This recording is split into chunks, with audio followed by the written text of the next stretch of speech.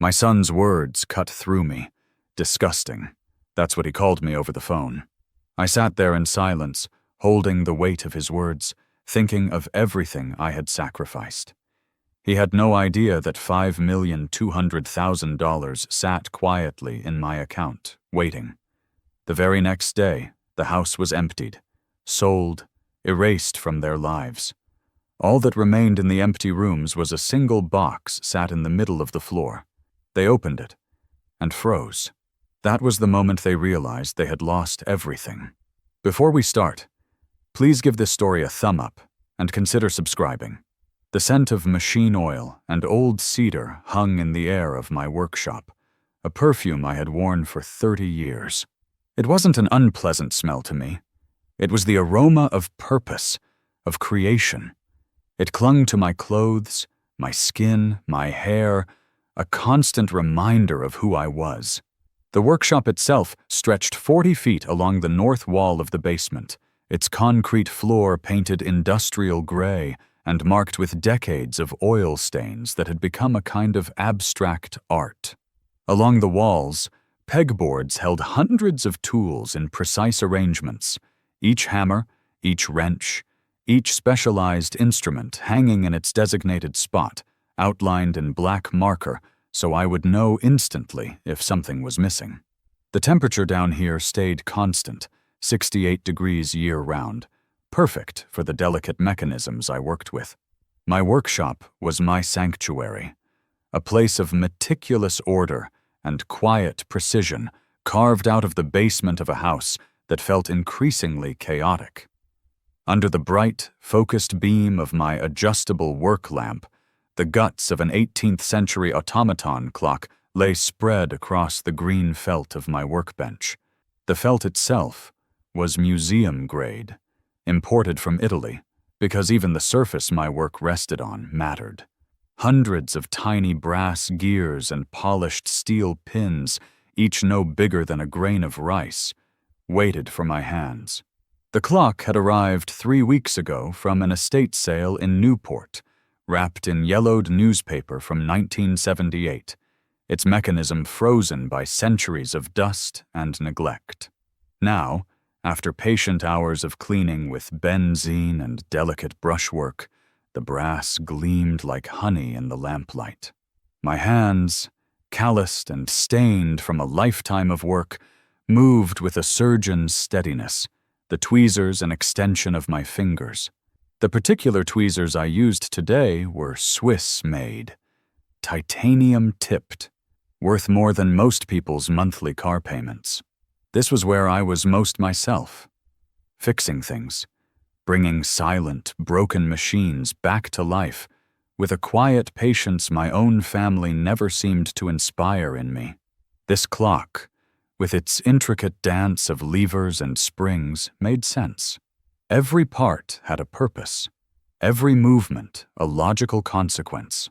The mainspring, coiled tight as a secret, would release its energy through a series of gears, each reduction calculated to perfection by some long-dead craftsman who understood that time itself could be captured in metal and motion. When I held these pieces, I could feel the ghost of that craftsman's hands, could sense his dedication in the precision of each tooth, each pivot point filed smooth as glass. It was a perfect, harmonious world contained within a gilded case.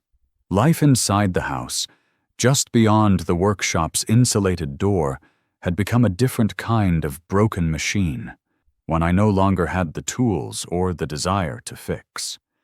The door itself was something I had installed 5 years ago, soundproofed, weather-stripped, a barrier between worlds. The air upstairs was different, smelling faintly of Brenda's expensive floral perfume and the chemical tang of air freshener, a sterile contrast to the organic richness of my workspace. That perfume, Chanel something or other, cost $300 an ounce. She sprayed it liberally before Marcus visited, the mist settling on everything like an accusation. My wife, Brenda, had drifted away from me years ago, her orbit now centered around this new, slick friend of hers named Marcus. He was a financial advisor, A man who spoke in smooth, confident tones about portfolios and market trends, things that made Brenda's eyes light up in a way they no longer did for me. I had seen them together last Tuesday, having coffee in the breakfast nook, their heads bent close over his tablet, studying charts and graphs with an intimacy that made my stomach turn. Marcus wore a gold watch, a Rolex Submariner that he made sure to flash whenever he gestured. His hands were soft, manicured, the kind of hands that had never held anything heavier than a Mont Blanc pen. She saw him as the future, and me, I suppose, as the greasy, outdated past. We coexisted in the same house, a sprawling 5-bedroom colonial I had paid for in cash 2 decades ago. But we lived in different worlds. Her world was one of lunch dates at country clubs and brand names whispered like prayers. His was one of numbers on a screen that represented a wealth he managed but didn't create. And mine was one of tangible, solid reality. The house above me hummed with the white noise of privilege, the central air conditioning cycling on and off, the sub-zero refrigerator's compressor, the pool filter running its endless cycle in the backyard. All of it maintained by my hands, or paid for by my work, yet somehow separate from me, as if I were merely the custodian of their comfort, rather than its creator. Then there were the children, the twin anchors of my life, who now felt more like dead weight, dragging me down into a sea of their endless needs. My son, Liam, 25, and a recent college graduate with a business degree, still lived under my roof, a permanent resident in his childhood bedroom. The room itself was a testament to my indulgence, filled with the latest gaming consoles and a computer that cost more than my first car, all connected by a web of cables I had neatly installed for him. Just last month, I had run fiber optic cable directly to his room, because the standard internet wasn't fast enough for his online gaming. He had watched me work, standing in the doorway with his arms crossed, offering neither help nor thanks, only commenting that I should be careful not to get the walls dirty. He carried his degree like a shield, a justification for his idleness and his thinly veiled contempt for my profession. To him, my workshop was a cave filled with junk, and my work was a dirty, undignified trade. He had no interest in the history of the objects I restored, only in the modern comforts they afforded him. He wore his ignorance like a badge of honor, a sign that he was above such manual labor, that he was destined for a clean, soft-handed life in an office building somewhere. My daughter, Chloe, was away at a private university, the one Brenda had insisted on, citing its prestige and connections. $68,000 a year, not including the apartment I paid for because the dorms weren't suitable. Her calls home were rarely social. They were transactions, polite but firm requests for funds to support a lifestyle of spring break trips to Cancun and designer clothes, a life I funded without question, because that's what a father was supposed to do. The last time she called, 3 days ago, she needed $2,000 for a sorority formal. The dress alone cost more than most people's mortgage payments. She was a ghost in our lives, a recurring debit on my bank statement. I wasn't sure I could even remember the sound of her laugh, but I could tell you the exact cost of her last semester's tuition, down to the cent. The love I felt for them had become a strange, hollow thing, an obligation I fulfilled out of habit rather than heart. It was a gear that kept turning long after the mainspring had broken. That Friday afternoon, the quiet rhythm of my work, the gentle scrape of a file against brass, was broken by the sound of Liam's voice from the kitchen. The workshop door was ajar, just enough for the sound to travel through the still air. The kitchen was directly above my workbench, and through the floor joists I could hear every word when the house was quiet. He was on the phone, his voice loud and laced with the casual cruelty of youth. He was complaining, a familiar tune, this time about needing money for a weekend trip with friends to a music festival. Coachella, or something like it, where tickets cost $500 just to stand in the desert and pretend to enjoy music he couldn't name a week later. I heard him sigh dramatically, a performance for his audience of one. "I have to go ask him now," he said, his tone dripping with disdain. There was a pause, then laughter. "Yeah, down in his little cave, playing with his old junk." Another pause. "Seriously, it's so embarrassing. He's so disgusting. Always covered in grease. I can't wait to get out of here." Disgusting. The word landed in the quiet of my workshop and shattered the peace like a pane of glass. It wasn't a shout, but a whisper that echoed louder than any bomb. The word hung in the air, mixing with the scent of cedar and oil, poisoning it. It wasn't anger that I felt. It was a profound and sudden stillness, a cold clarity that settled deep in my bones, chilling me from the inside out. I stopped working, my tweezers hovering over a delicate escapement wheel. My hand was perfectly steady, but my entire world had just been thrown off its axis. Disgusting. I looked down at my hands, at the dark lines of oil etched into the creases of my knuckles, at the calluses built up over decades of turning wrenches and polishing metal. These were the same hands that had paid for the expensive education that taught my son how to look down on me. The same hands that had patiently taught him how to ride a bike, that had wiped away his tears, that had signed the checks that kept him comfortable and carefree. These hands had built their entire world, a world they now found distasteful. For 30 years I had worked, I had provided, I had built a life for them on a foundation of sweat and precision. And in their eyes, the architect of their comfort was disgusting. They saw the grease, but they never saw the profits. They saw the junk, but they never saw the rare, priceless artifacts I restored. They never knew about the Fabergé music box I had restored last year, sold to a collector in Tokyo for enough money to pay Chloe's tuition. They never knew about the Swiss perpetual calendar watch from 1894 that now sat in a museum in Zurich, my name in small print on the restoration credits. They saw a simple mechanic, a man of nuts and bolts, and never once thought to look deeper. They lived in this beautiful house, drove expensive cars, and enjoyed every privilege my secret success afforded them, all while holding their noses at the very source of it all. I realized in that moment that their love, if it ever existed, was conditional. It was tied to what I could provide, not who I was. And the person I was, the man who worked with his hands, was an embarrassment to them. The years of quiet resentment, of feeling tolerated rather than loved, coalesced into a single, hard point of truth. I carefully placed the tweezers back on their magnetic rack. The intricate clockwork before me continued its silent, mechanical dance, each part moving in perfect concert.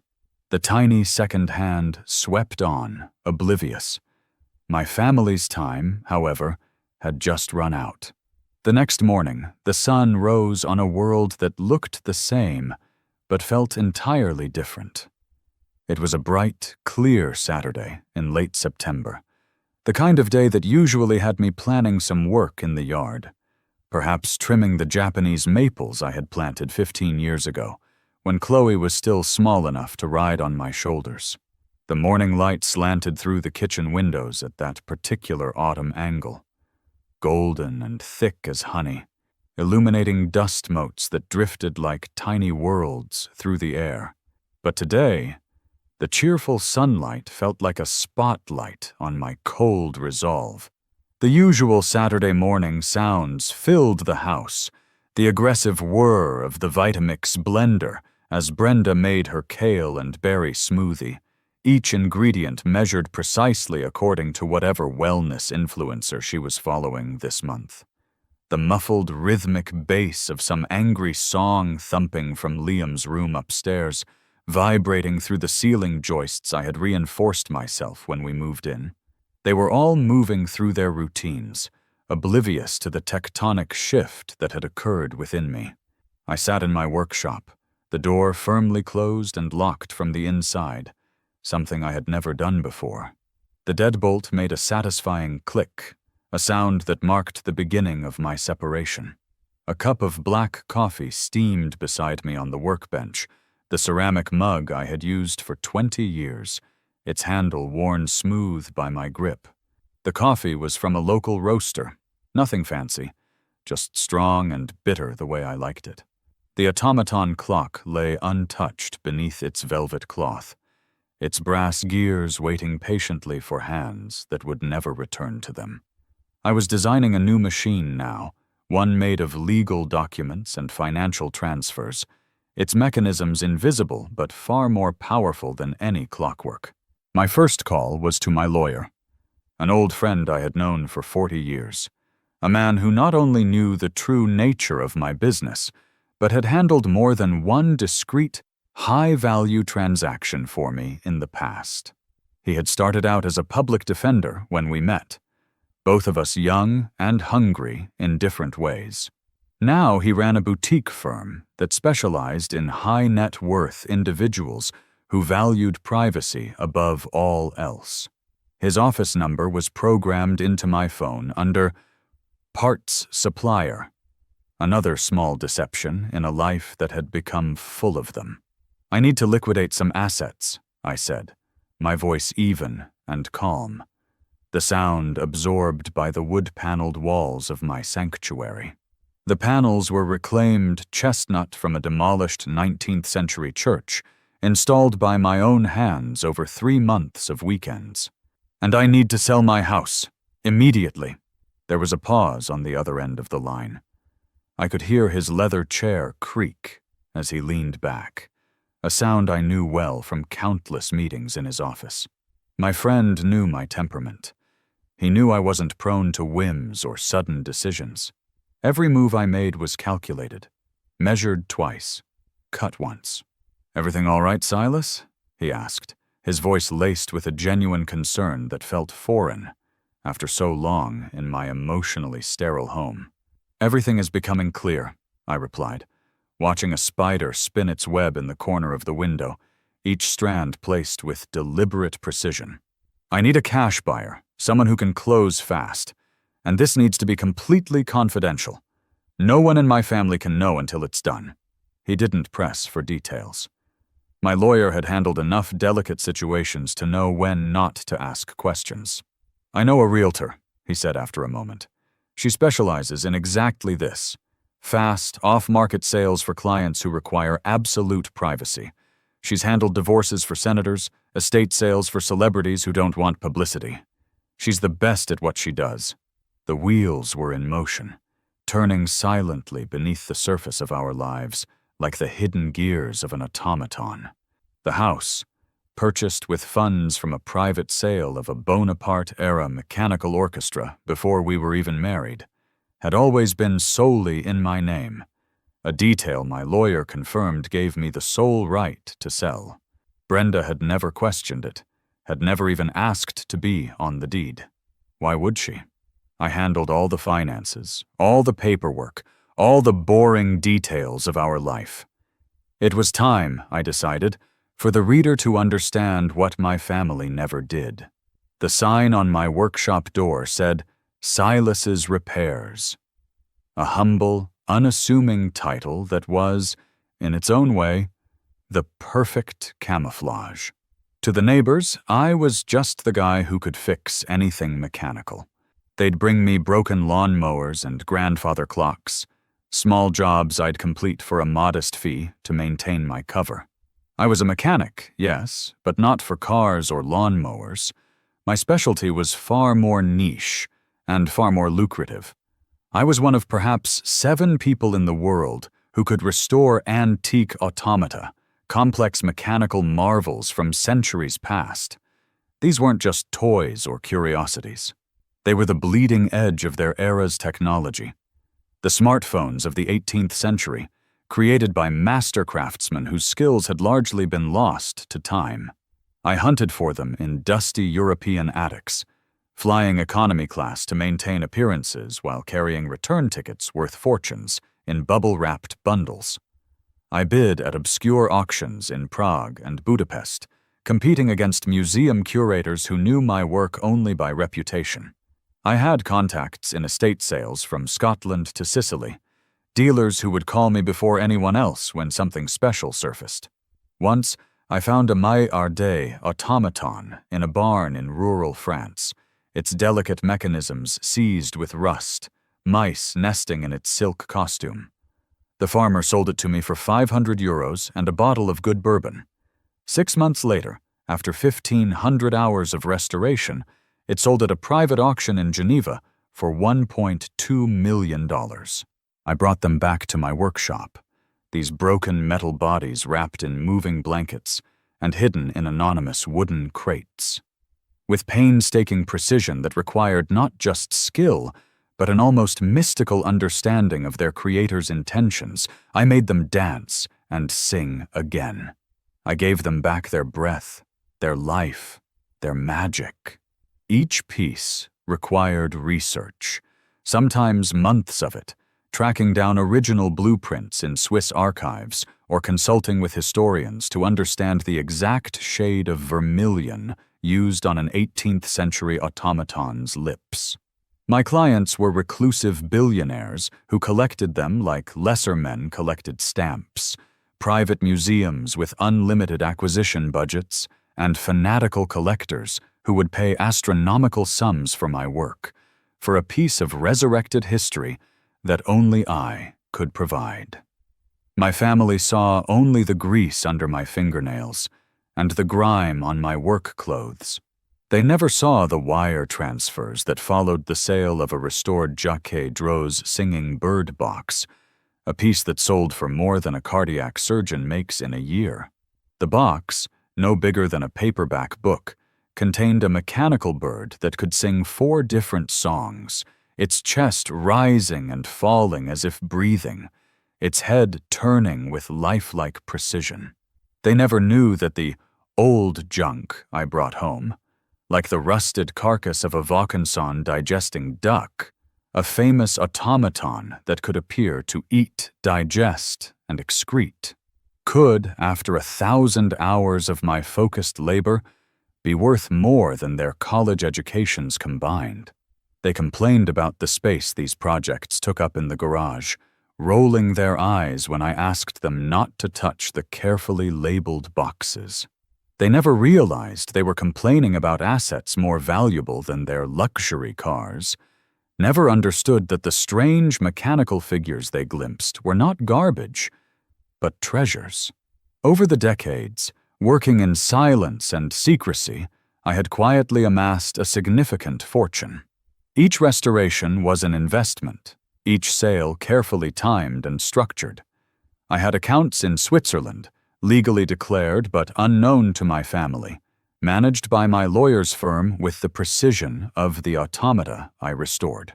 I owned storage units in 3 states, each containing pieces in various stages of restoration, an inventory worth millions. As I sat there, making the calls that would dismantle their world, my personal account, an account they had no idea existed, held a balance of $5,200,000, not including the workshop inventory or the 3 automata currently in restoration. The irony was so thick I could taste it, metallic and bitter like the brass filings that sometimes found their way to my tongue. They were ashamed of the very work that had made them millionaires without their knowledge. Throughout the day, I moved like a ghost in my own home, my actions a silent counterpoint to their loud, oblivious lives. My footsteps on the stairs were deliberate but quiet, each board's creak memorized from years of late-night work sessions. As I was on the phone finalizing the realtor's contract, speaking in hushed tones about inspection schedules and closing dates, I could hear Brenda in the next room, laughing on a call with Marcus, planning a 2-week trip to Italy for the fall, a trip she assumed I would pay for without a second thought. "The Amalfi Coast in October is supposed to be perfect," she was saying, her voice carrying through the thin wall between my workshop and her study. "Oh, Silas won't care," I heard her say, her voice light and dismissive, as casual as if she were discussing the weather. He's always happy to just stay in his workshop. He never wants to go anywhere interesting anyway. Later, around 2 o'clock, when the afternoon sun was beating down on the driveway, Liam came down to ask for $500 for his weekend trip. His footsteps were heavy on the basement stairs, each one a small thunder of entitlement. He didn't knock on the workshop door, just pushed it open and stood there, silhouetted against the bright hallway light, his hand outstretched as if I were a human ATM. The gesture was so practiced, so automatic, that I wondered if he even saw me as a person anymore, or just as a function, a dispenser of funds. I didn't say a word. I just pulled out my worn leather wallet, the one Chloe had given me for Father's Day 15 years ago when she still drew hearts on her cards, counted out 5 crisp $100 bills from the stack I always kept there, and placed them in his hand. His fingers closed around them immediately, possessively. He took the money and left without a word of thanks, already texting his friends about the weekend plans my money would fund. A few hours after that, as the late afternoon shadows grew long across the workshop floor, Chloe sent a text message. My phone buzzed against the workbench, the vibration traveling through the wood like a tiny earthquake. The message was a picture of a sleek new MacBook Pro, rose gold, with every possible upgrade. The price, $3,200 after adding AppleCare and accessories, circled in a digital heart drawn with some app. The text simply read, "Need this for school. The one I have is like, so old." Crying emoji. The laptop she currently had was 11 months old.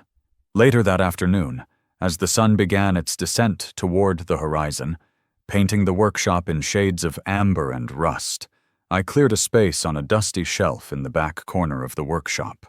The shelf held pieces I'd collected but never restored, mechanical mysteries I'd planned to solve someday.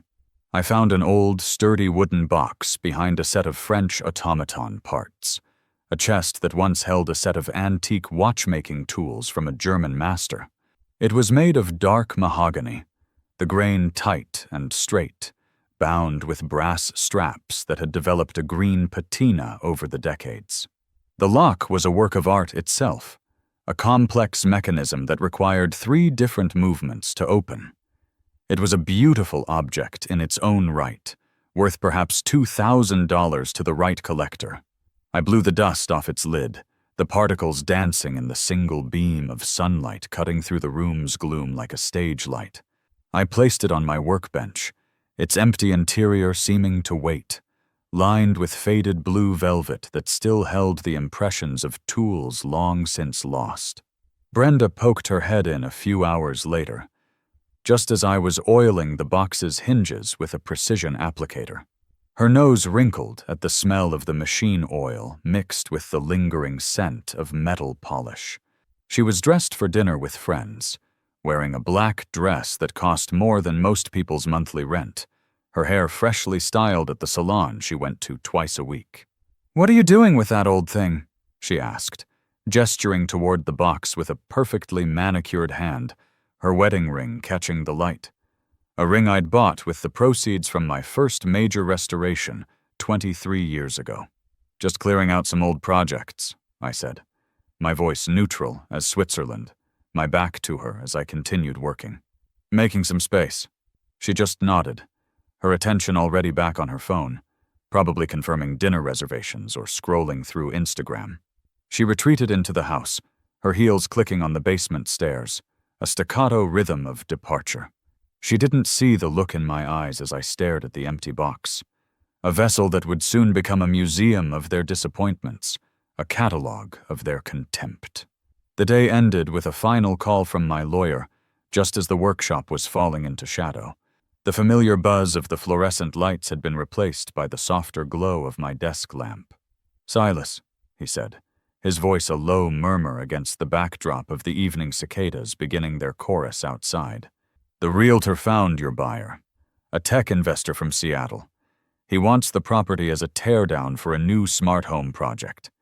He's offering cash, $2.3 million, and he's willing to close in 3 weeks. No inspection contingencies, No financing delays. 3 weeks. The timeline was aggressive, but perfect. It was enough time to prepare everything, to orchestrate the final act without them suspecting a thing. It was a countdown clock to the end of their world, each tick as precise as the automata I restored. "Are you sure about this?" my friend asked again, the unspoken question hanging in the air between us like incense, a final chance to turn back from this irreversible course. I looked out the workshop window. In the driveway, Liam was washing the BMW convertible I had bought him for his graduation, candy apple red with cream leather interior, blasting music from its premium speakers, showing it off to a friend who looked on with obvious envy.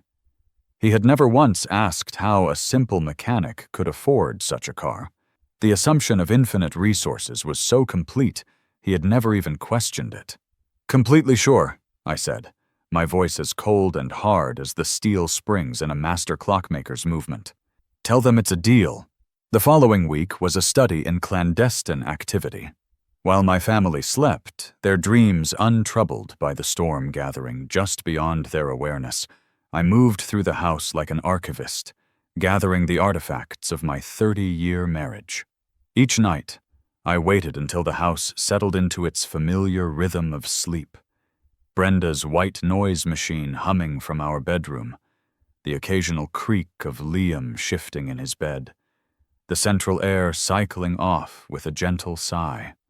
Only then would I begin my work, padding through the hallways in worn slippers that made no sound on the hardwood floors I had refinished myself 20 years ago.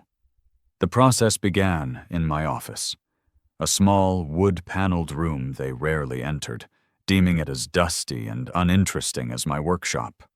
The door had a tendency to stick in humid weather, requiring a specific lift and push motion that only I had mastered. Late at night, with only a single desk lamp cutting a warm cone of light through the darkness, I began to assemble my case. The lamp was an antique banker's light with a green glass shade, something I had restored from a flea market find, its brass base now gleaming like liquid gold in the dim room. I opened the mahogany box on the floor beside my chair, its dark wood seeming to absorb the silence of the house. The hinges, which I had carefully oiled, opened without a whisper. Inside, the blue velvet lining looked almost black in the lamplight, waiting to receive its burden. It was no longer just a box. It was becoming a vessel, a time capsule of their greed, and my silent complicity in it. The weight of it felt significant in my hands, as if it already contained the gravity of what was to come. My first objective was to document the cost of their comfort. I pulled out the thick accordion files I had kept meticulously over the years, a habit born from the precision of my craft. The files themselves were organized by year, each section separated by tabs I had labeled in my careful handwriting. The leather covers were worn soft from handling, and they smelled faintly of the lemon oil I used to condition them each spring. The papers inside were a history of their desires, written in faded ink and sterile numbers. Some receipts were yellowed with age, others crisp and recent, but each one told the same story of endless consumption.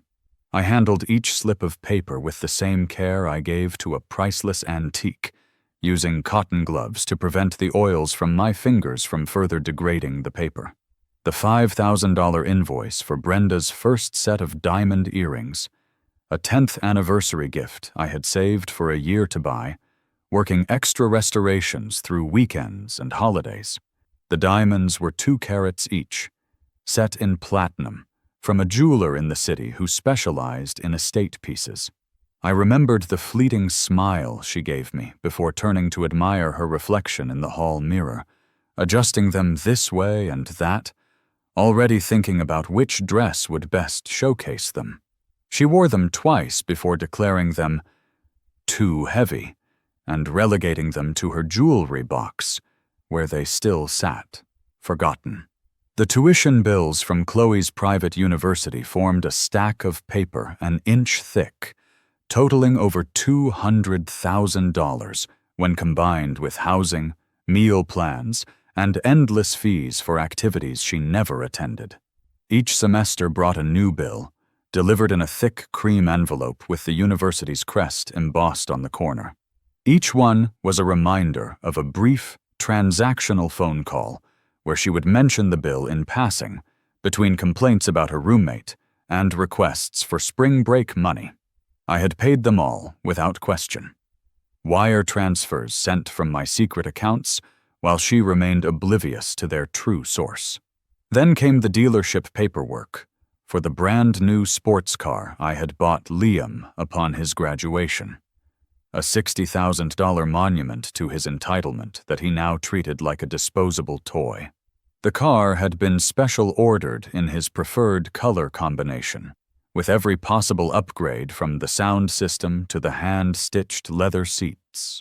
Within 3 months, he had scraped the front bumper on a parking barrier and never bothered to have it fixed.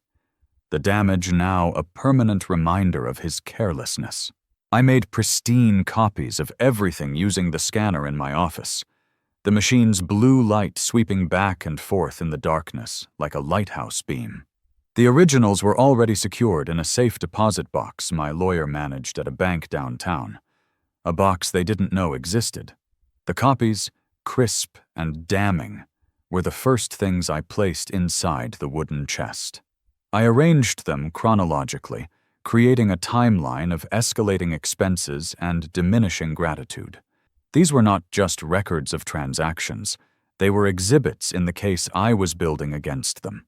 They were the tangible proof of a life they had consumed without a second thought, a life funded by the disgusting work of a man they barely respected.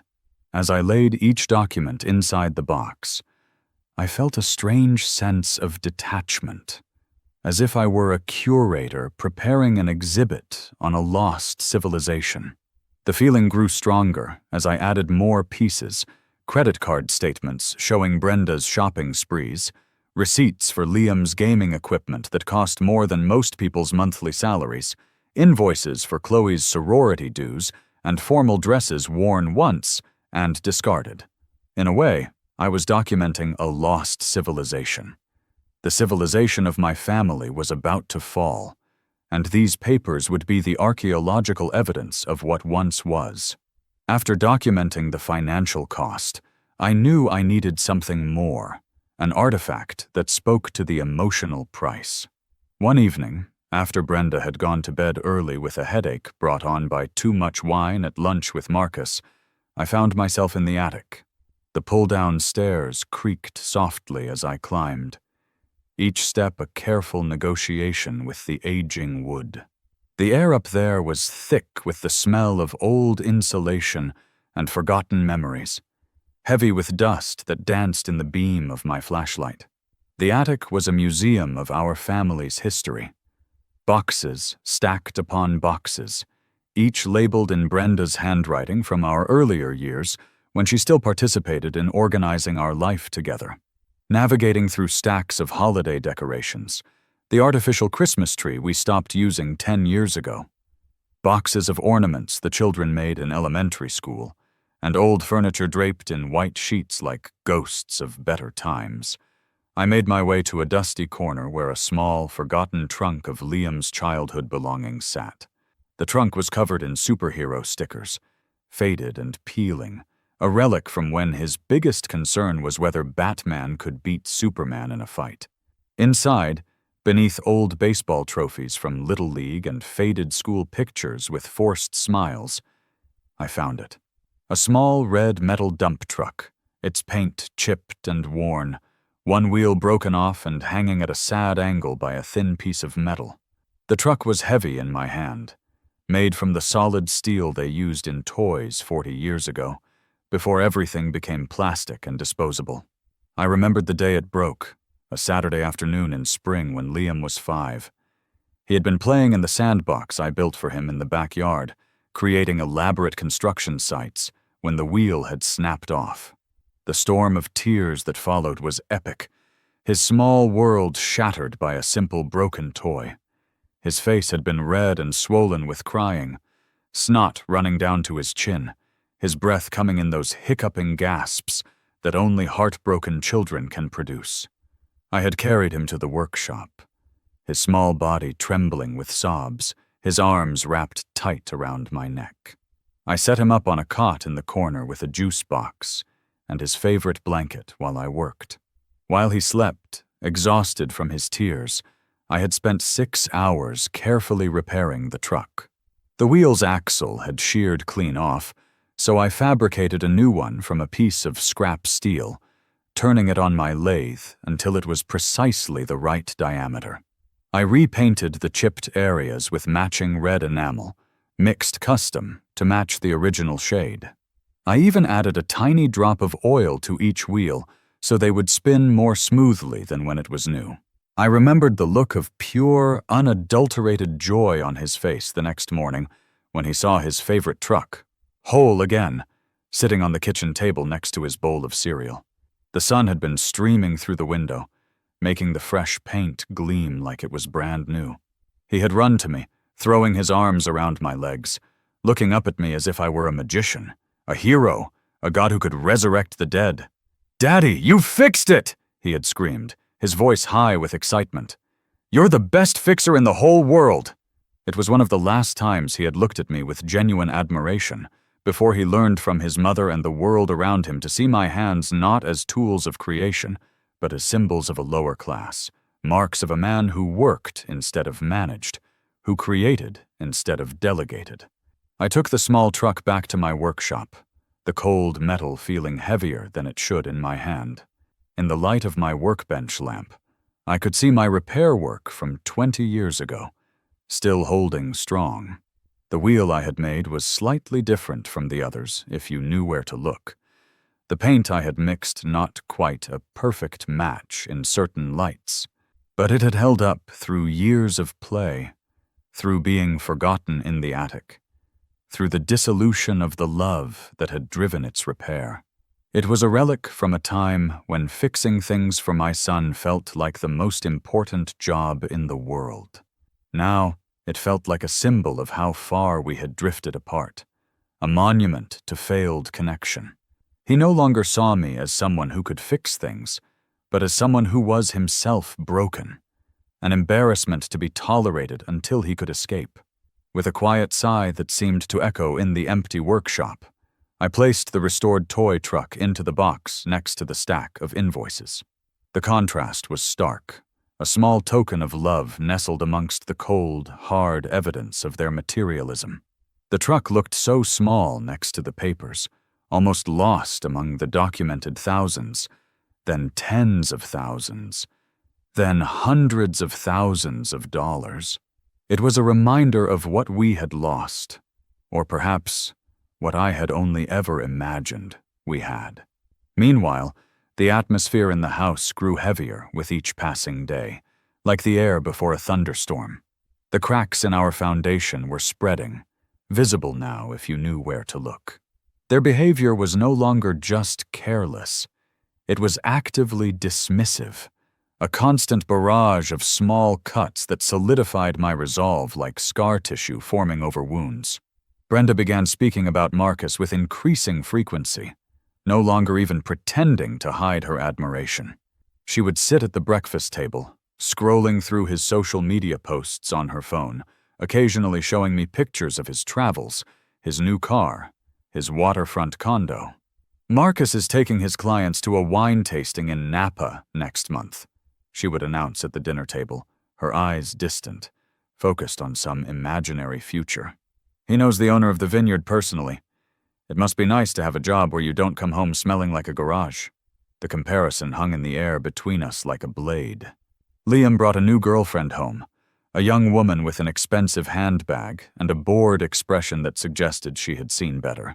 Her name might have been Ashley or Brittany. He went through them too quickly for me to keep track.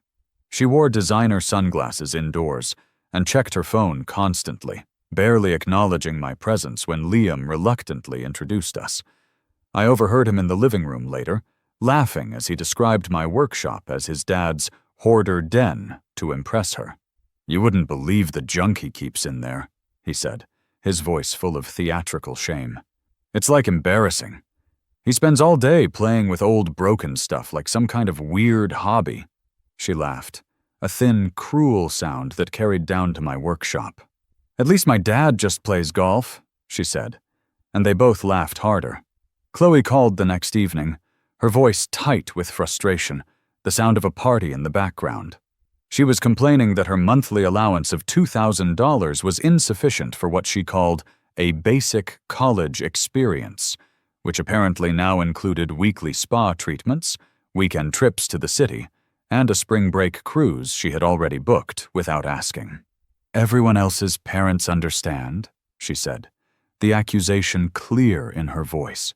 "You're the only one who doesn't get that things cost more now. It's honestly embarrassing having to budget when all my friends can just buy whatever they want." When I suggested she might get a part-time job, she actually laughed. "God, Dad, why would I do that? That's what you're for." One afternoon, Brenda came into the workshop, a rare intrusion that set my teeth on edge. She was looking for a vase for a large bouquet of lilies Marcus had sent her, 24 of them, white and funeral perfect. She claimed they were a thank you for introducing him to one of her friends who became a client, but the card, which I saw later, simply said, "Thinking of you." Her eyes scanned the organized chaos of my benches and shelves with a familiar look of distaste, her nose wrinkling as if the very air offended her. "I don't know how you can stand it in here," she said, waving a hand through the air as if to clear away the scent of my life's work. "All this junk.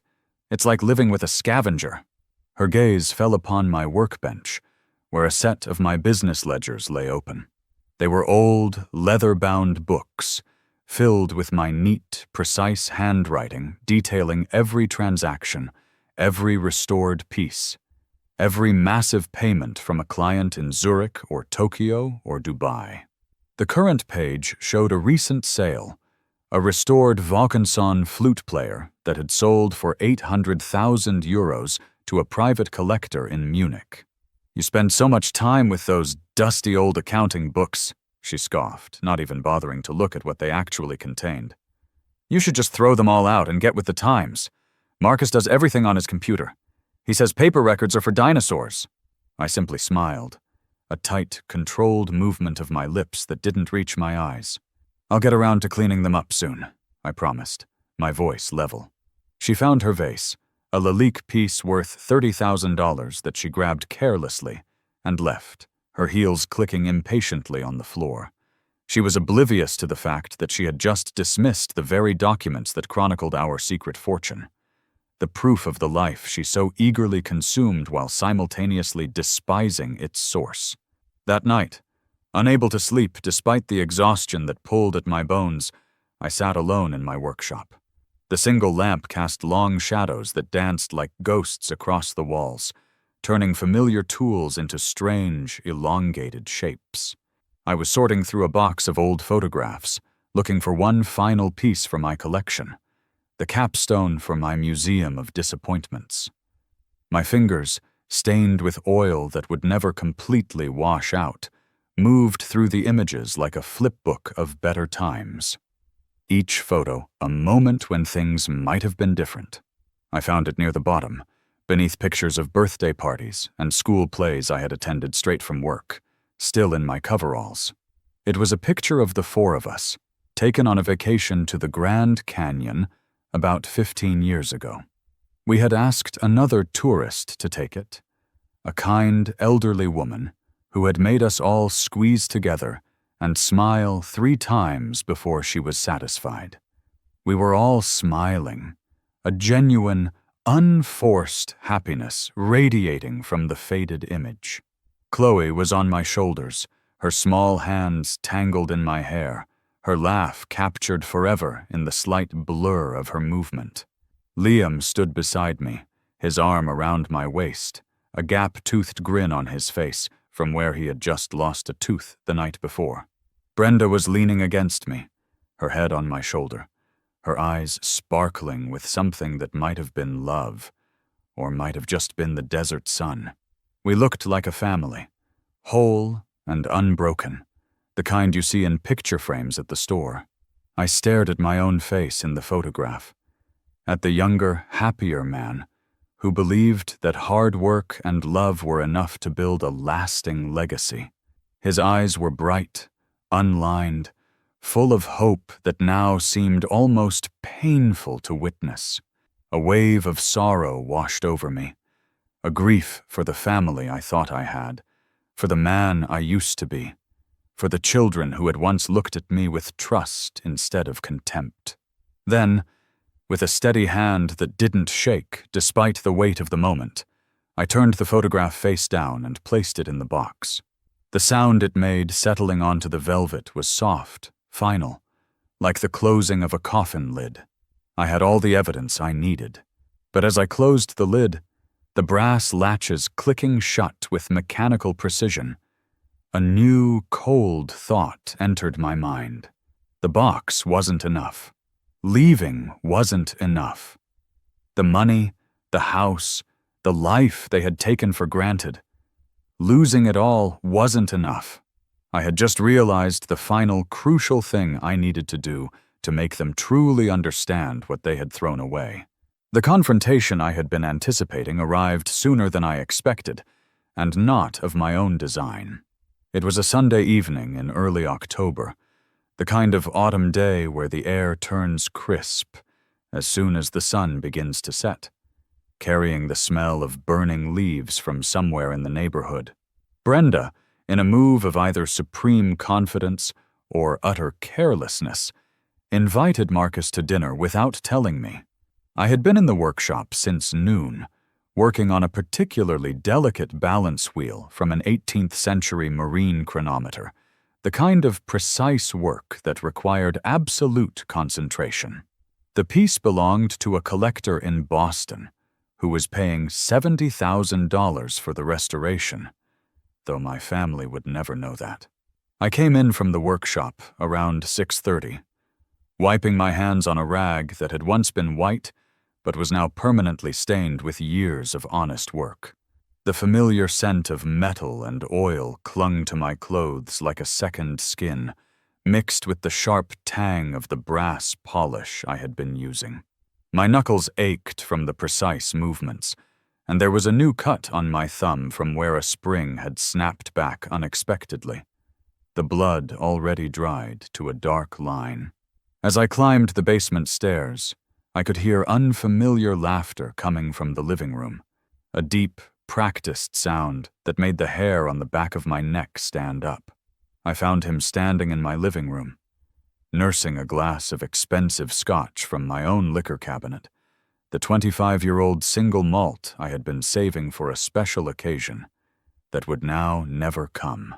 The bottle, which had cost me $300, was already down by a third. He was examining my bookshelf with the air of someone appraising property they intended to buy, running his manicured fingers along the spines of books he would never read.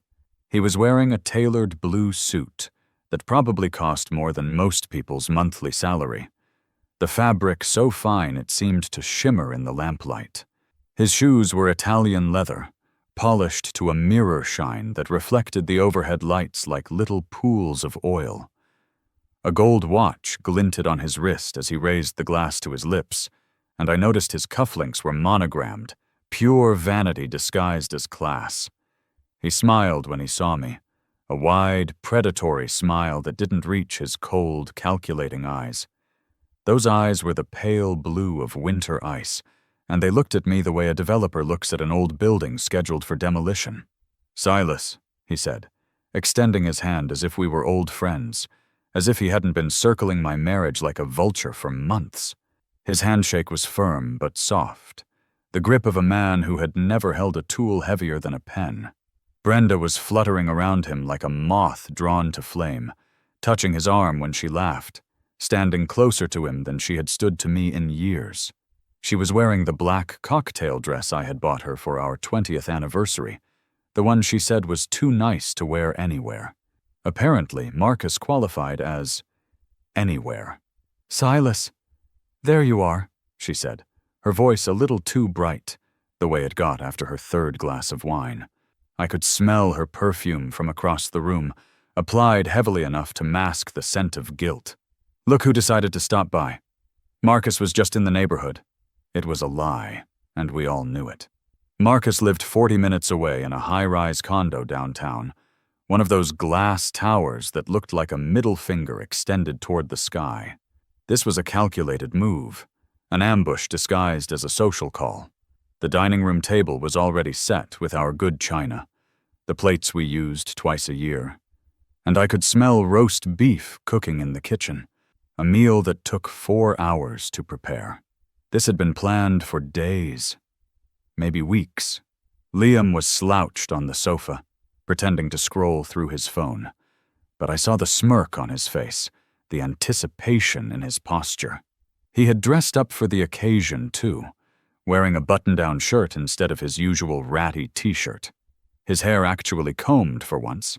He was in on it, and had probably been coaching Marcus on what to say, how to act, how to finally put the old man in his place. Even Chloe was there, supposedly home for the weekend, but more likely summoned for this specific performance. She sat curled in the armchair, wearing designer jeans that cost more than most car payments, watching the scene unfold like it was reality television. This was to be my humiliation, a formal demonstration of my inadequacy. I was to be the dull, gray backdrop against which Marcus's brilliance could truly shine. I felt a strange calm settle over me, like the stillness that comes before a thunderstorm. My heartbeat slowed rather than quickened. My hands, which should have been shaking with rage, were perfectly steady. They thought they were setting a trap for me, arranging the pieces on a board where I was meant to lose. But they were the ones who had just walked into mine. I had been preparing for this moment for weeks, and they had just given me the perfect stage. Dinner was served at 7, and it was a tense, miserable affair. The dining room chandelier, which I had rewired myself 10 years ago, cast harsh shadows across everyone's faces, making them look like strangers wearing the masks of my family. Brenda had cooked a perfect roast, pink in the center and crispy on the edges, a dish usually reserved for Christmas or Easter. Another sign that this was a special occasion, a coronation for her new king. The smell of rosemary and garlic filled the room, but it might as well have been sulfur for how it turned my stomach. She had even made Yorkshire pudding from scratch, something she hadn't done since our early years of marriage when she still tried to impress me. Marcus sat at the head of the table, in the chair that had always been mine, a deliberate insult that everyone pretended not to notice. The chair creaked under his weight. He was softer than he looked, going thick around the middle despite his expensive gym membership.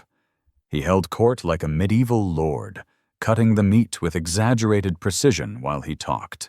He pontificated about his recent trip to the Cayman Islands for what he called a finance summit, but was probably just a tax shelter convention.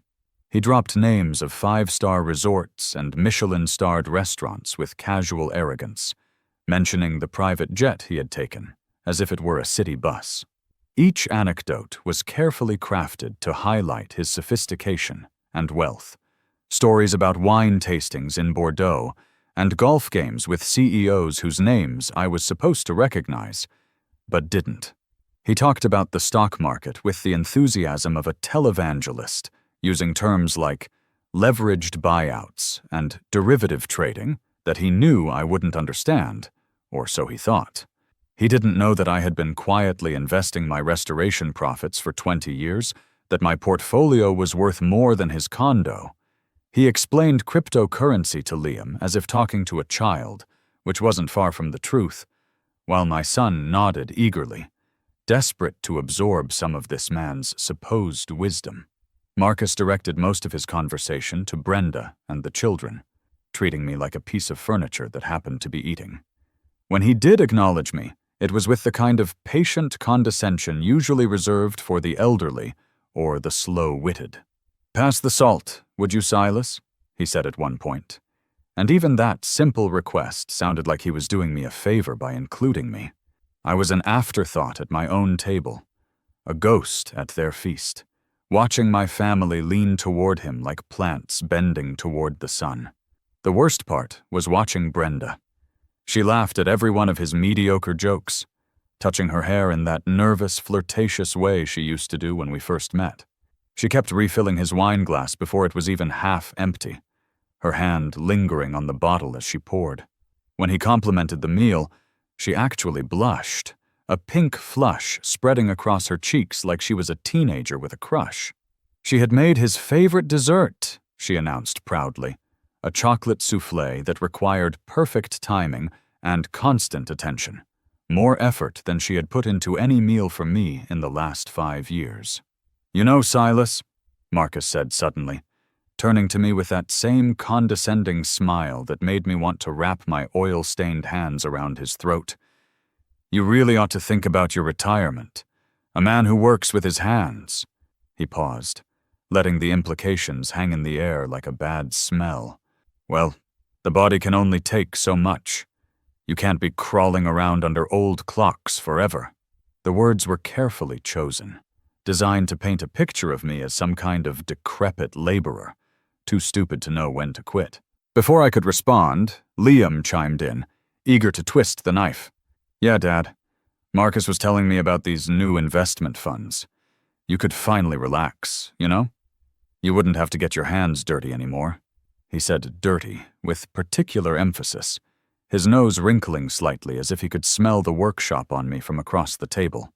The insult was clear, a 1-2 punch from the man trying to steal my wife and the son who was ashamed of me. They saw me as a relic, a broken-down old man who needed saving from his own pathetic life. They had no idea that my exit strategy was already in motion, that I had more money in offshore accounts than Marcus would see in his lifetime, that the workshop they mocked was about to become their tomb. I ate my food in silence, cutting my meat with mechanical precision, each bite deliberate and measured. The roast was perfectly cooked, but it tasted like ash in my mouth. Each swallow was an effort, not from emotion but from the sheer absurdity of the situation. Here they were, eating food paid for with my labor, sitting in chairs I had bought under a roof I maintained, plotting my replacement as if I were already gone. I watched the way Brenda looked at Marcus, her eyes full of a desperate, grasping admiration that she hadn't shown me since our first year of marriage. I watched Liam, so eager to align himself with this slick, shallow man who wouldn't give him the time of day if not for this connection to me. Even Chloe, usually too self-absorbed to notice anything beyond her phone screen, was captivated, laughing a little too loudly at Marcus's unfunny observations about the younger generation. It was a performance, and I was the sole member of the audience. They were showing me the new family unit, the one they were forming without me, where Marcus would sit in my chair and spend my money while they pretended he had earned it himself. The scene was so carefully choreographed, I wondered how long they had been rehearsing it. Each bite of food was a reminder of the years I had spent feeding these vipers at my table, nourishing their bodies while their respect for me withered and died like fruit on a poisoned vine. The breaking point came during dessert. Brenda brought out the chocolate soufflé with the pride of a master chef presenting their signature dish. It was perfect, the top risen and golden, dusted with powdered sugar that looked like fresh snow. She had even bought special ramekins for the occasion, pristine white porcelain that had never been used before. As Marcus took his first bite, he closed his eyes in exaggerated pleasure, making a small sound of appreciation that made Brenda beam. He leaned back in his chair, the leather creaking under him, the picture of smug satisfaction. "This is the life," he declared to the table, raising his wine glass in a mock toast. "Good food, good company, intelligent conversation." The emphasis on intelligent was subtle, but clear. It's all about making the right choices, investing in things that bring you real returns. Security, stability. That's the most important thing a man can provide. He looked directly at me when he said it, his pale eyes holding mine in a clear and final challenge. The room fell silent, except for the ticking of the grandfather clock in the hallway, a piece I had restored 5 years ago that was worth more than Marcus's car. Brenda held her breath, her spoon suspended halfway to her mouth. Liam stared at me with a defiant glint in his eye, his jaw set, ready for the explosion. Chloe had finally looked up from her phone, sensing the tension like blood in the water. This was it, the moment of my surrender, when I would either rage and prove myself the brute they thought I was, or slink away in defeat. But I didn't surrender. Instead, I calmly placed my fork down on my plate, the small clink of silver on porcelain echoing in the tense silence like a judge's gavel. I folded my hands on the table, noticing how the lamplight caught the old scars and fresh cuts, the permanent stains that marked me as what I was. I looked directly at Marcus, my gaze level and unwavering as a sniper's scope. I didn't raise my voice. I didn't betray a single flicker of the cold rage burning in my chest. I simply asked a question, my voice as quiet and precise. "Marcus," I said, letting his name roll off my tongue like I was identifying a species of insect. "What do you define as real financial security?" The question hung in the air, simple, direct, and utterly disarming. It wasn't the reaction they had expected. They had braced for anger, for a defensive outburst, for the inarticulate rage of a working man out of his depth. They were not prepared for a calm, logical inquiry from someone they had written off as intellectually inferior. Marcus was momentarily flustered, his smooth facade cracking just slightly. He opened his mouth, then closed it again, like a fish suddenly pulled from water. He had been prepared for a fight, not a philosophical debate. The script he had rehearsed didn't include this scene.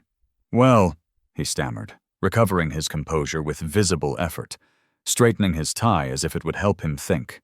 "It's about assets, of course. A diversified portfolio, real estate. Having your money work for you instead of the other way around." He was back on his script now, rattling off the buzzwords that impressed my wife, the empty phrases that sounded important but meant nothing. I let him finish, my eyes never leaving his face, watching the small beads of sweat form at his hairline despite the cool evening. When he was done, I nodded slowly, deliberately, the way I did when examining a particularly complex mechanism.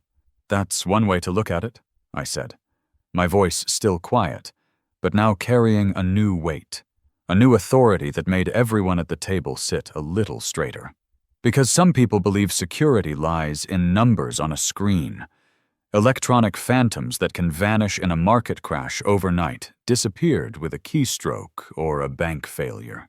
I paused, letting the words sink in, watching Marcus's face flush slightly.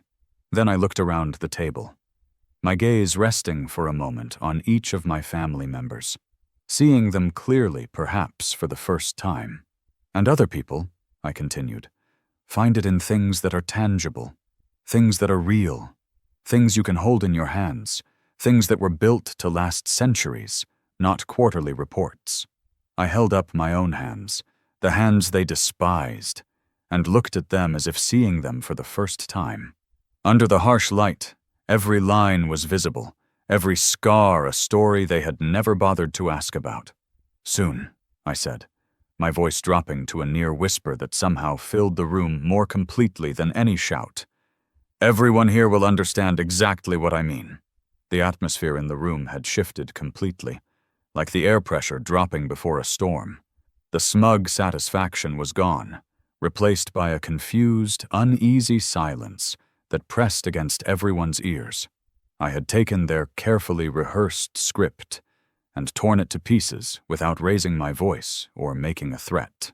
I had refused to play my assigned role as the defeated old man, the blue-collar fool who didn't understand his betters. I had become an unknown quantity, a problem they couldn't solve, a mechanism whose workings they couldn't comprehend. I pushed my chair back, the legs scraping against the hardwood floor with a sound like fingernails on a chalkboard. "If you'll excuse me," I said, standing up with the careful dignity of a man who has nothing left to prove. "I have some work to finish." I walked out of the dining room without another word, my footsteps echoing in the silence, leaving them to stare at my empty chair like mourners at a wake. The half-eaten soufflé collapsed slowly in its ramekin, a perfect metaphor for their failed celebration. Later that night, around 11 o'clock, there was a soft knock on my workshop door. I had been expecting it, had been listening for it over the sound of my work. It was Brenda. She stood in the doorway, backlit by the harsh fluorescent light from the hallway, her arms crossed over her chest in that defensive posture she adopted when she was about to say something she had rehearsed. She had changed out of the cocktail dress into her silk pajamas, the ones I had bought her 3 Christmases ago. Her face was a mask of carefully constructed concern, but I could see the calculation behind her eyes, the wheels turning as she tried to figure out what had just happened, what I knew, what I was planning. "We need to talk, Silas," she said, her voice cold and distant as winter wind. I think we can't go on like this anymore." The words were delivered like a business proposal, efficient and emotionless. I nodded slowly, placing my tools down with deliberate care. "I agree," I said, my voice calm and final as the closing of a vault door, the sound of a lock clicking into place, the last tick of a clock before it stops forever. "We can't." She stood there for a moment longer, confused by my easy acceptance, searching my face for the emotion she expected to find. But there was nothing there for her anymore. I had already left, already moved on, already buried what we had been. She was talking to a stranger who happened to look like her husband, negotiating with a ghost who no longer cared about the outcome. "Good," she said finally, though she sounded less certain now. "We'll talk about arrangements tomorrow." "Yes," I said, turning back to my work, dismissing her as easily as she had dismissed me all these years. "Tomorrow." She left, her footsteps retreating up the stairs, and I continued working on the music box, my hands steady and sure, rebuilding something beautiful from something broken, just as I always had. The waltz it would play was a ghost of a dead world, but it would play perfectly, every note precise and clear, long after the dancers had gone home. The final 2 weeks passed in a state of surreal calm on my part, and escalating, confused frustration on theirs. After my conversation with Brenda at the workshop door, a new dynamic settled over the house. It was a cold war, waged in stony silences and clipped single-word responses. She had expected me to beg, to argue, to fight for our marriage. My quiet, simple agreement had thrown her completely off balance. She treated me with a simmering resentment, as if my acceptance of the end was a greater betrayal than whatever she and Marcus were planning. She didn't know that I wasn't just accepting the end. I was orchestrating it down to the last detail. The legal machinery, once set in motion, churned away silently in the background. My lawyer handled all the necessary paperwork, his efficiency a quiet comfort in the background of my life. The first sign that their world was beginning to fray at the edges came on a Tuesday afternoon. I was in the workshop, carefully polishing the brass casing of the automaton clock, when I heard a frustrated cry from the living room. It was Brenda. "Silas, the television isn't working. The internet is down too." I walked into the room to find her standing in front of the massive flat-screen television, jabbing at the remote control with increasing fury. The screen was black, lifeless. "Did you forget to pay the bill again?" she demanded, her voice sharp with accusation. It had become her default assumption that any inconvenience was a result of my incompetence. "I'll look into it," I said calmly, and returned to my workshop. I didn't need to look into it. I had canceled the service the day before. It was the first thread I had pulled from the tapestry of their comfortable lives. The complaints mounted over the next few days. Liam was furious that the high-speed internet, which he considered an essential utility for his online gaming and video streaming, was gone. He stormed into my workshop, his face red with anger. "What is going on, Dad? I can't do anything. My whole social life is online." He gestured wildly with his phone. "My friends are all waiting for me." I looked up from my work, my expression placid. "There's a library with free internet a few miles down the road," I suggested. The look of utter disgust he gave me was almost comical. He saw it not as a solution, but as a profound insult, a suggestion that he lower himself to the level of the common masses. He stormed out, slamming the door behind him. The small vibration rattled a few tools on my wall rack. The real crisis erupted on Saturday. Brenda had gone shopping, a weekly ritual that usually involved returning with several glossy bags from high-end department stores. This time, she came home empty-handed, her face a mask of cold fury. She slammed her purse down on the kitchen counter, the sound echoing through the silent house. "My card was declined," she said through gritted teeth. "My main credit card. Declined. In front of everyone at Nordstrom. Do you have any idea how humiliating that was?" I was sitting at the kitchen table, cleaning a set of small gears with a soft cloth. I didn't look up. "That's strange," I said, my voice a mild murmur. "I called the bank and closed all our joint accounts this morning. The process automatically cancels any associated cards." I framed it as a simple procedural fact. "This is your fault," she hissed, her voice trembling with rage. "You're doing this on purpose. Ever since that dinner with Marcus, you've been acting strangely. You're trying to punish me." She was getting closer to the truth, but she still couldn't see the full picture. She saw my actions as petty revenge, a temporary disruption. She couldn't conceive of a world where the money wasn't just temporarily unavailable, but gone forever. Later that day, the phone rang. It was Chloe, my daughter, her voice frantic. "Dad, the university just emailed me. They said the tuition payment for the fall semester was reversed. They're going to drop me from my classes if it's not paid by Monday." She was crying now, the dramatic sobs of someone whose perfect life had just hit its first real speed bump. "You have to fix this, Dad. You have to call them and fix this right now." "I'll handle it, Chloe," I said, my voice calm and reassuring, the same voice I had used to soothe her when she was a child with a scraped knee.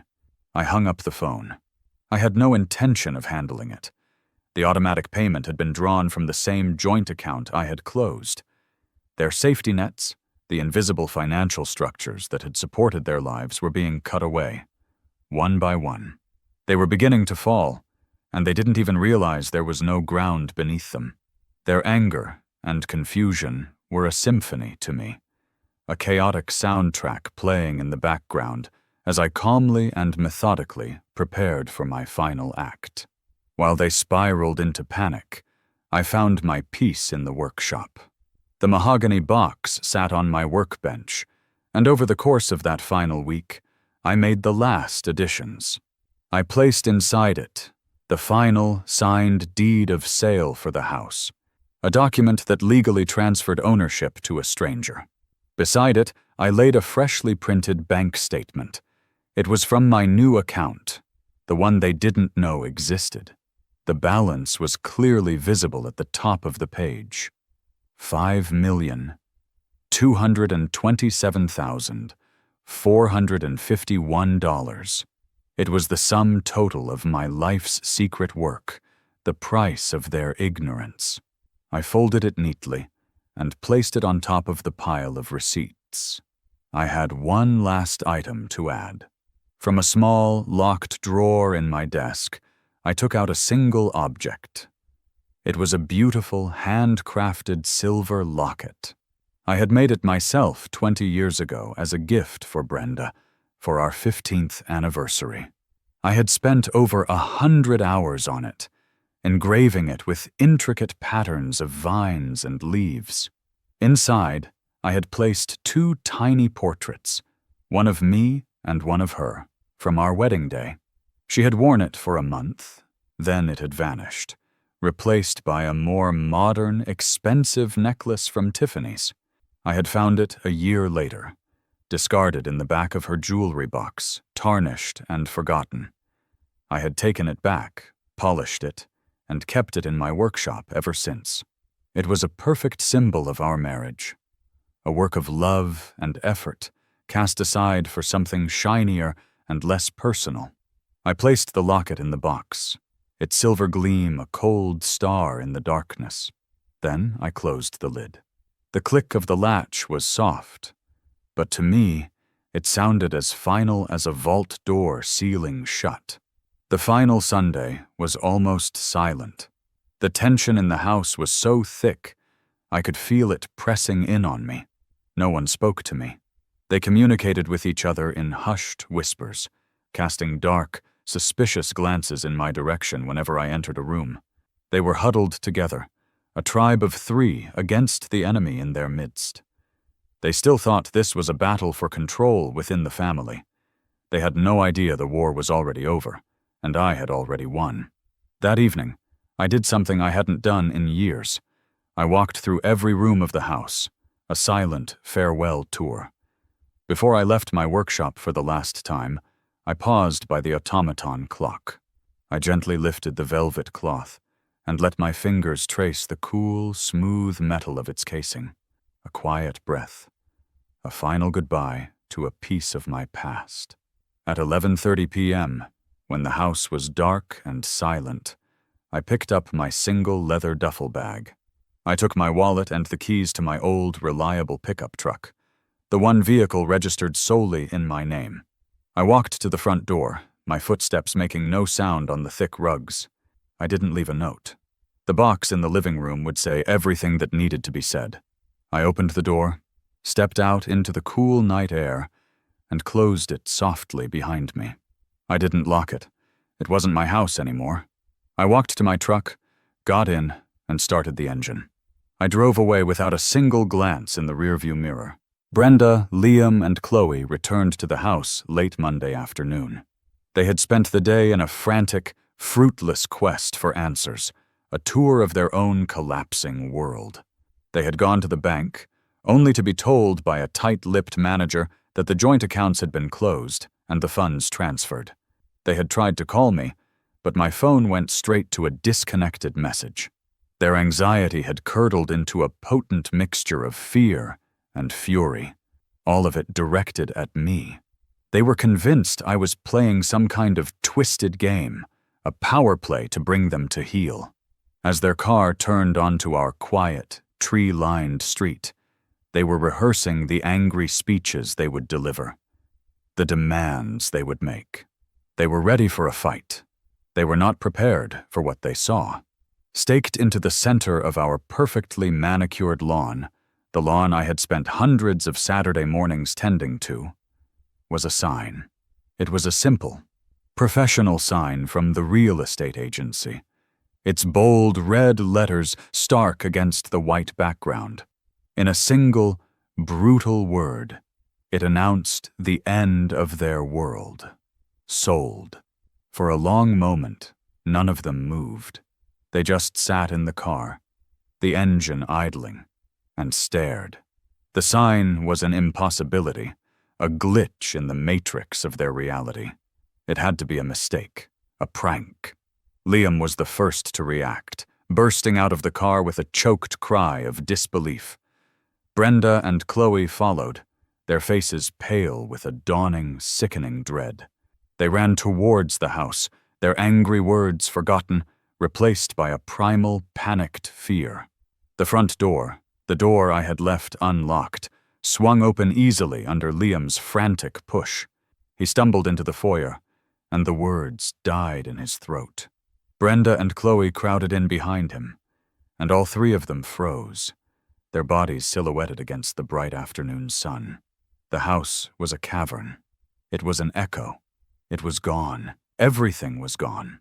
Not just the furniture, the massive sectional sofa, the antique dining table, the king-sized beds. Everything. The thick Persian rugs that had warmed the hardwood floors were gone.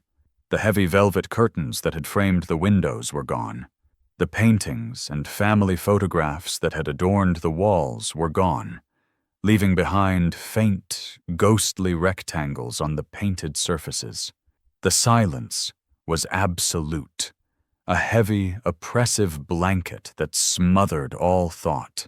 Their footsteps echoed unnaturally in the vast, empty space as they drifted from room to room in a daze, their hands occasionally reaching out to touch a bare wall, as if to confirm that the house itself was still real. They eventually found their way back to the living room, a space that had once been the heart of their social lives, now a hollow, echoing chamber. And there, in the exact center of the room, sat a single object. It was the mahogany box from my workshop, its dark wood and brass fittings looking small and solitary in the immense emptiness. It sat on the floor where their expensive glass coffee table had once been, a silent, final statement. They stared at it as if it were a venomous snake, a bomb waiting to detonate. It was the only thing I had left them, the only piece of our shared life that remained. After a long, tense silence, it was Brenda who finally moved.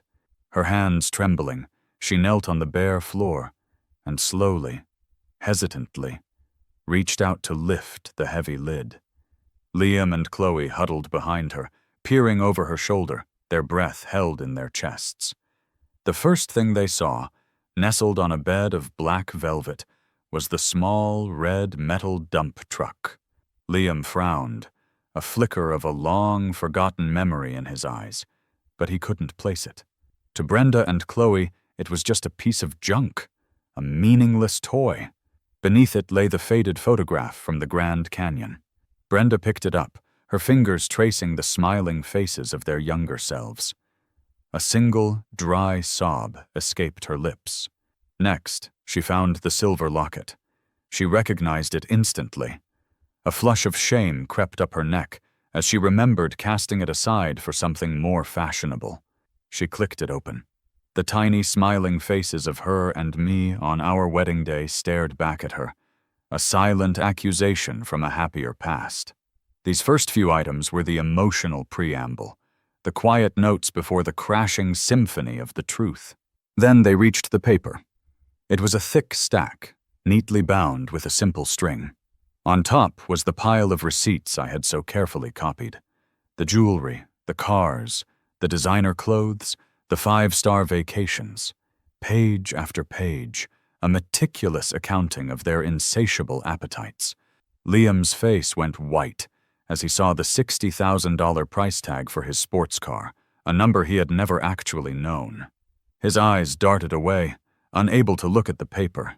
Chloe gasped when she saw the $250,000 total for her education. Brenda's hands shook as she leafed through the statements for her credit card, a decade of frivolous purchases laid bare. They had never considered the total cost, the aggregate weight of their desires. Now they were staring it in the face, and it was suffocating. Beneath the receipts were the copies from my business ledgers.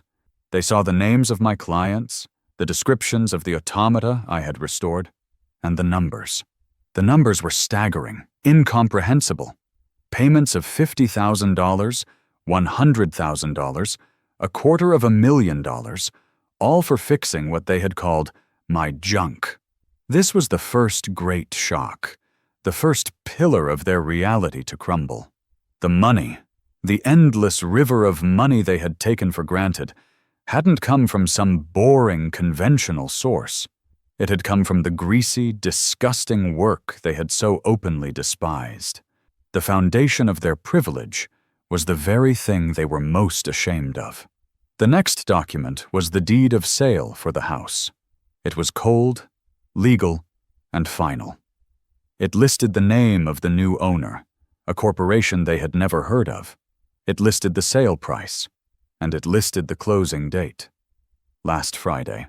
The house they were standing in, the home they had grown up in, no longer belonged to them. The knowledge hit them with the force of a physical blow. They were trespassers in their own memories. But the final killing stroke was the last piece of paper in the stack. It was a single page, a bank statement printed that very morning. At the top was my name, and my name alone, and at the bottom, in bold black letters, was the account balance: $5,227,451. They stared at the number, their minds refusing to process it. It was a sum so vast, so far beyond their comprehension, that it seemed like a misprint. This was the money that had been sitting quietly behind the scenes of their entire lives, a secret fortune they had never known about, a fortune they had just lost forever. Tucked into the lid of the box was a single, sealed envelope. Brenda's trembling fingers tore it open. It wasn't a letter of anger or recrimination. My words, written in my neat, steady hand, were calm and factual. I simply stated that I had provided for them for 30 years from the proceeds of the work they found so embarrassing. I wrote that I had accepted their judgment of me, and that I was now removing myself and the fruits of my disgusting labor from their lives. I concluded the letter with a single, devastating sentence. "Brenda," I wrote, "you once told me you wanted a man who could provide you with real security. I sincerely hope you find that with Marcus." It was the final, quiet twist of the knife. They sat there in the echoing silence, the pieces of their shattered lives spread out on the floor around them. They had lost the house, the money, the cars. The future they had assumed was their birthright. They had lost everything. At the very bottom of the box, beneath the velvet lining, lay one final object. It was a small, simple hand mirror, its surface polished to a perfect, ruthless shine. As they looked down into the box, their minds reeling from the revelations, the mirror reflected their own faces back at them. They saw 3 strangers, their features twisted into masks of horror, greed, and utter soul-crushing despair.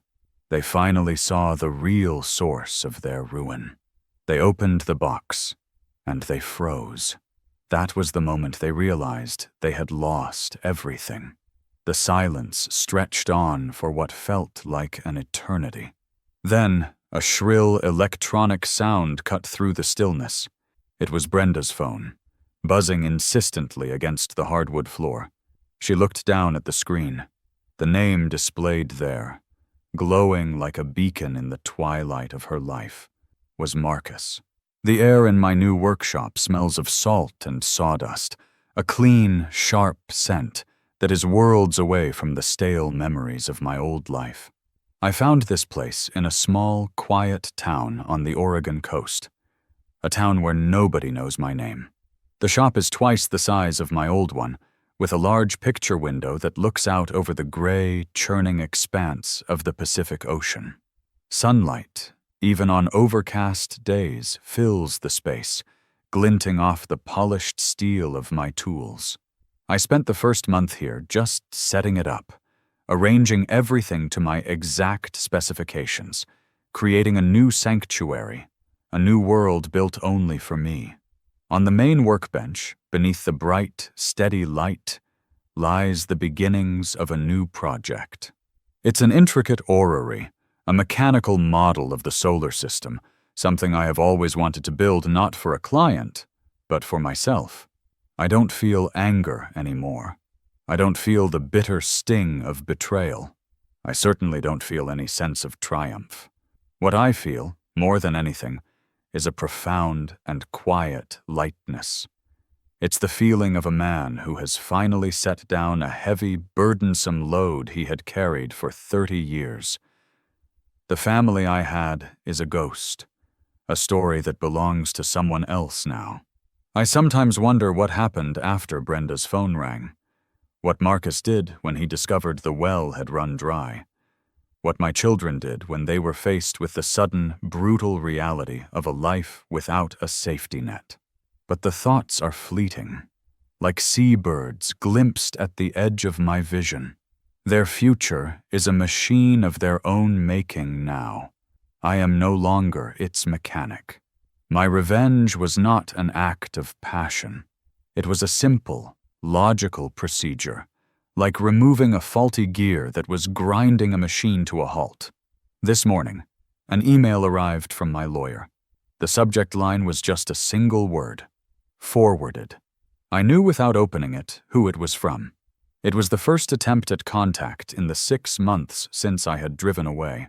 I stared at the subject line for a long moment, my coffee cup warming my hands. I thought about the words that might be inside: pleading, anger, apologies, threats. It didn't matter. They were words from a different world, a different life. They had no power here. With a steady finger, I moved the cursor over the message, clicked, and dragged it to the trash icon. I emptied the trash without a second's hesitation. The act was small, silent, but it was the final turn of the key in the lock. The door to the past was now permanently closed. I stood up and walked over to the large window, looking out at the endless rhythm of the waves crashing against the shore. Each one was new, yet the motion was eternal. It was a comforting thought. I took a sip of my coffee, the warm bitterness of a familiar friend. The sun broke through the clouds, casting a brilliant path of light across the water. I watched it for a moment longer, then turned back to my workbench. I picked up a small brass gear, its teeth perfectly cut, and fitted it into the growing mechanism of my new universe. The quiet, satisfying click as it slid into place was the only sound that mattered. It was the sound of a new life being built, piece by perfect piece. Silas made his choice, but what would you have done in his shoes? Please share your thoughts in the comments below, and if you know someone who needs to hear this story, share it with them.